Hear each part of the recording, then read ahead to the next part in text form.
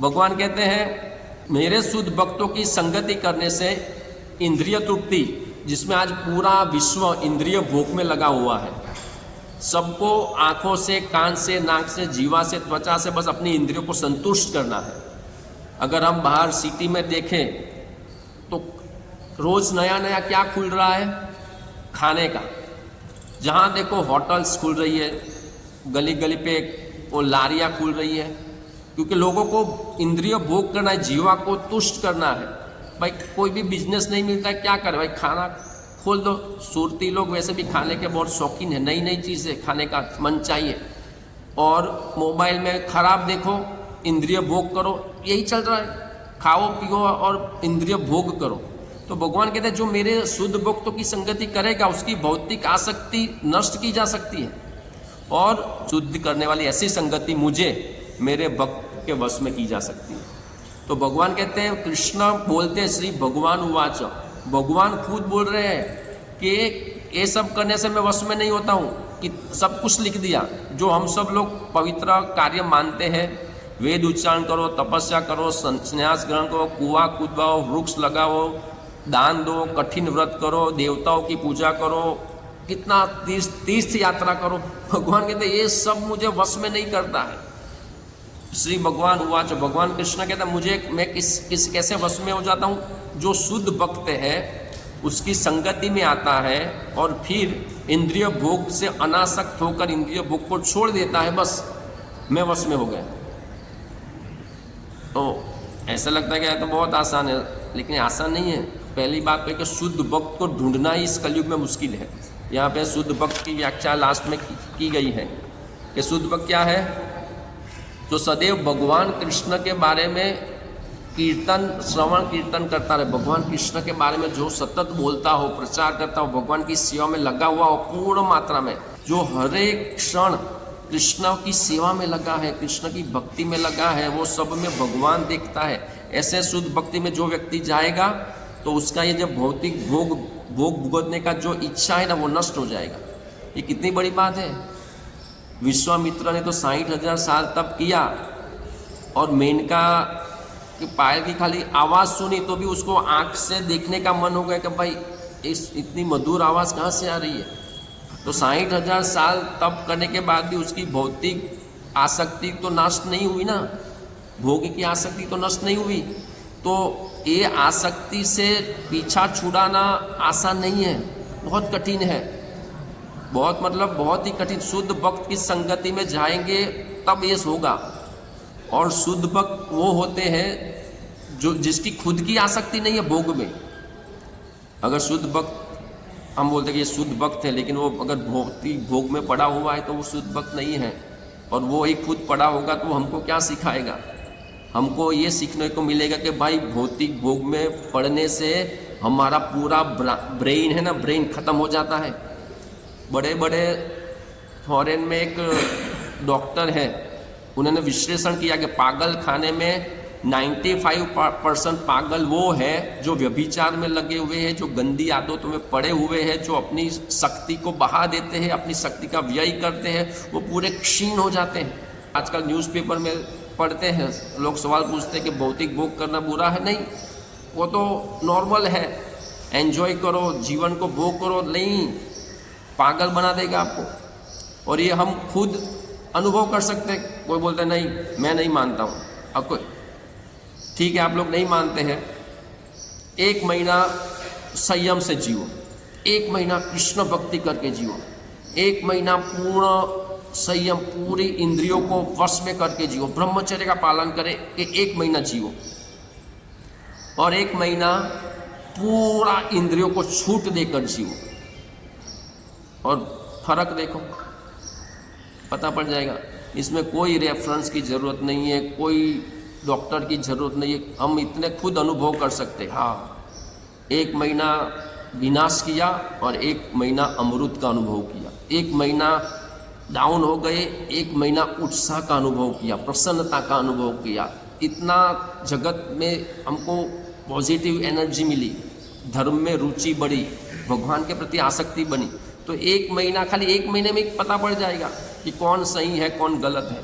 कि भोग में आसक्ति होना अच्छी बात है या भोग से अनासक्ति रखना हमारे लिए अच्छा है, तो वो हम खुद रियलाइज कर सकते हैं। और जैसे हम बोलते हैं कि भाई पैसा ने खींचे, कि पैसा पैसा को खींचता है। अभी जो गरीब है वो कहाँ इन्वेस्ट करेगा? मान लो कोई अमीर है तो वो सोना ले लिया 1 किलो, चांदी ले लिया 1 किलो, तो कुछ महीनों में उसका भाव बहुत बढ़ जाएगा। तो पैसा जिस तरह से पैसे को खींचता है, वैसे संयम को खींचता है, भोग को खींचता है, भक्ति को खींचता है। ये पूरा प्रोसेस है। एक बार वो साइकिल में घुस गया, भोग के साइकिल में, तो वो भोग ही भुगत के, उसका ब्रेन भोग भुगतने से कंट्रोल करने के लायक ही नहीं रहता। कोई बोलता है कि दोस्तों के साथ है, चलो तंबाकू खा लो, एक बार खा लो, एक बार सिगारेट पी लो, अभी बहुत ठंडी है आज, चलो सिगारेट पी लेते हैं। एक सिगारेट अनेक सिगारेट हमको पिलाएगा। एक व्यभिचार अनेक व्यभिचार करने के लिए हमें प्रेरित करेगा। ऐसा नहीं कि एक बार सिगारेट पी ली तो सिगारेट पीने की इच्छा नाबूद हो गई, और बढ़ जाएगी। भोग भुगतने से इच्छा और बढ़ जाएगी। व्यभिचार करने से व्यभिचार की इच्छा कम नहीं होती है, और बढ़ जाती है। सिगारेट पीने से सिगारेट की इच्छा कम नहीं होती है, और बढ़ जाती है। तंबाकू खाने से तंबाकू खाने की इच्छा कम नहीं होती है, बल्कि और बढ़ जाती है। और भक्ति करने से भक्ति की इच्छा कम नहीं होती है, भक्ति की इच्छा और बढ़ जाती है। संयम करने से संयम की इच्छा खत्म नहीं होती, संयम करने की इच्छा और बढ़ जाती है। भक्तों की संगति करने से इच्छा कम नहीं होती, बल्कि भक्तों की संगति करने की इच्छा और बढ़ जाती है। राधा दामोदर का दर्शन करने से इच्छा कम नहीं होती, बल्कि बार बार राधा दामोदर का दर्शन करने का मन होता है। इस तरह से भक्ति को खींचता है और भोग को खींचता है। तो एक बार भक्ति के साइकिल में आ गया तो उसका प्रोग्रेस होगा, और एक बार वो भोग के साइकिल में चला गया तो वो भोग के साइकिल में फंसा रहेगा। हरे कृष्ण। तो इसलिए भगवान यहाँ पर कहते हैं कि भाई इस सब में मत पड़ो, मेरे शुद्ध भक्त की संगति में चले जाओ, वो तुमको अमृत का आस्वादन करेंगे, वो राधा दामोदर के दर्शन का आस्वादन कराएंगे, वो तुम्हें जीवन को सफल बनाने में मदद करेंगे, वो दिव्य आनंद की अनुभूति कराएंगे। और ये सिर्फ बोलने की बात नहीं है, हरे कृष्ण के हर एक भक्त इसका अनुभव करते हैं, ये आनंद का आस्वादन करते हैं। इसलिए उनको ये सब भोग विलास में पढ़ने का मन ही नहीं होती है। विषया विनिवर्तन्ते निराहारस्य देहिन रसवर्जम रसो अप्यस्य परम दृष्टा निवर्तते। किसी को बोलो कि भाई भोग से दूर रहो, भोग विलास से दूर रहो, इंद्रिय भोग से दूर रहो, लेकिन वो अंदर ही अंदर तो वो उसका मन होता ही रहेगा। तो वो आज नहीं तो कल वो वापस गिरेगा, वो टिक नहीं पाएगा। लेकिन जब इसमें क्या है कि हमें शारीरिक रूप से भी संयम रखना है, मानसिक रूप से भी संयम रखना है। कोई फक्त शारीरिक रूप से संयम करेगा, लेकिन मन ही मन भोग का चिंतन करेगा तो वो गिरेगा, वो टिक नहीं पाएगा। इसलिए हमें शुद्ध भक्तों की संगति से मन से भी कृष्ण में आसक्त होना है, और ये आसक्ति हमें बहुत ही आनंद प्रदान करती है। बहुत से लोग देखते कि हरे कृष्ण वाले इतने चमकते क्यों हैं, क्यों इतने प्रसन्न होते हैं, क्यों इतने नाचते हैं। 4:30 बजे में कौन सा बिजनेस में कोई नाचता है? कंपनी में 4:30 बजे जाओगे तो क्या होगा? लोग सोए होंगे या पागलों की तरह पड़े होंगे। जो नाइट शिफ्ट करते हैं वो पागल जैसे हो गए होंगे। और यहाँ पे 4:30 बजे नाचते हैं। क्यों नाचते हैं? कुछ तो मिलता है, कुछ तो आनंद मिलता है। और वो आनंद भगवान कहते हैं वो आसक्ति मुझे भक्तों के वश में कर देती है। इसका मतलब यहाँ पे ये भी नहीं है कि भाई तीर्थ यात्रा मत करो, कुएं मत खुदवाओ, एकादशी का पालन मत करो। ये सब जो नियम है भगवान कंपैरिजन में बोल रहे हैं कि तीर्थ यात्रा है, एकादशी का व्रत है, कुएं खुदवाना है, जो भी यहाँ पे लिखा है वो सब कंपैरिजन में भगवान के। इसकी कंपैरिजन में जो शुद्ध भक्त के संग में आता है और भौतिक आसक्ति का, भौतिक पदार्थों के प्रति आसक्ति जो नष्ट कर देता है, इंद्रिय तृप्ति की इच्छा को नष्ट कर देता है, फिर भगवान बोलते मैं उसके वश में हो गया। देखिए भक्तों की खाली मेन 2 ही सीक्रेट भगवान ने यहाँ पे बताया, सिर्फ 2 सीक्रेट। एक है शुद्ध भक्त ढूंढो, कि जो वास्तव में शुद्ध भक्त है, जिसकी अंदर की भौतिक भोग की इच्छा नष्ट हो गई। ऐसा नहीं कि बोलने के लिए, अभी तो मैं बोल रहा हूँ, लेकिन मैं अंदर से भौतिक आसक्त हूँ या नहीं वो किसको मालूम पड़ेगा। तो वो पहले जानना है कि ये शुद्ध भक्त है, हर एक क्षण भगवान की सेवा में रत है, ये निंदा अपराधों से परे है, ये सच में भगवान में आसक्त है, ये खुद भौतिक भोग से अलिप्त है। अगर है तो ऐसे शुद्ध भक्तों की संगति में चले जाओ और उनसे सीखो कि भौतिक आसक्ति से कैसे मुक्त हुआ जाए। बस ये 2 पॉइंट भगवान यहाँ पर बताते हैं। और भगवान कहते हैं कि बस ऐसा कर देगा जो व्यक्ति, भगवान कहते बोलते हैं मैं उसके वश में हो जाऊँगा। ये भौतिक इंद्रियों को वश में करते करते पूरे आज जन्म बीत जाता है। अजामिल तो 80 साल तक बच्चे पैदा कर रहा था। तो ऐसा नहीं है, मैं मेडिकल स्टोर पे अनेक बूढ़े लोग आते हैं, 60 साल के, 70 साल के, 80 साल के, 80 साल के भी आते हैं ऐसी गोलियां लेना कि जो मैं यहाँ पे नहीं बोल सकता। तो 80 साल पे भी उसकी भोग की आसक्ति तो खत्म नहीं हुई, 80 साल पे भी। और हम ये 25 साल में, 30 साल में प्रयास कर रहे, वो भी बहुत बड़ी बात है। तो अलर्ट नहीं रहना और ये समझना कि मैं जीत लूँगा, ओवर कॉन्फिडेंस में होना, वो गिराएगा। विश्वामित्र ने सोचा बहुत 60,000 साल मैंने तप कर लिया, ये मेनका क्या है, कुछ नहीं है, गिरा। तो अलर्ट के भाई हर एक क्षण अलर्ट रहना है कि मुझे, और संकल्प युक्त, जैसे निर्जला एकादशी होती है, हम संकल्प करते हैं कि बस आज निर्जला करना ही है, चाहे कुछ भी हो जाए। तो हम निर्जला रह पाते हैं, हर रोज नहीं रह पाते। तो वो संकल्प हमको मदद करता है। उसी तरह से भौतिक ये जो इंद्रिय तृप्ति जहाँ पे लिखी है भगवान ने, उससे दूर रहने का संकल्प, कि मैं आज से संकल्प लेता हूँ कि मैं मेरी इंद्रियों को वश में करूँगा। मेरी नज़र जाएगी, मैं तुरंत उसको हटा दूँगा।